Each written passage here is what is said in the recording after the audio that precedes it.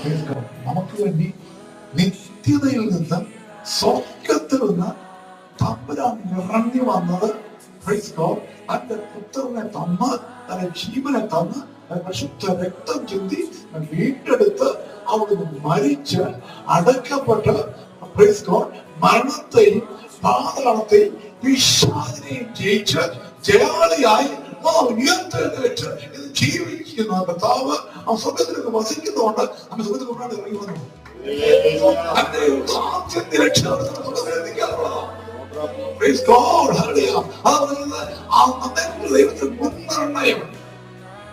അന്നത്തെ കുറിച്ചുള്ള മുൻ നിയമിച്ചിരിക്കുന്നതെന്ന് വെച്ച് കഴിഞ്ഞാൽ തന്റെ പുത്രൻ സ്വർഗത്തോടുകൂടെ അന്യവരാണ്. പാപം വികലമാക്കി കളഞ്ഞത് നമുക്ക് ദൈവത്തിന്റെ ഓമാനപുത്ര നിമിഷം നോക്കിയാൽ ആ കലകളിൽ നോക്കിയാൽ കണ്ണാൻ ആ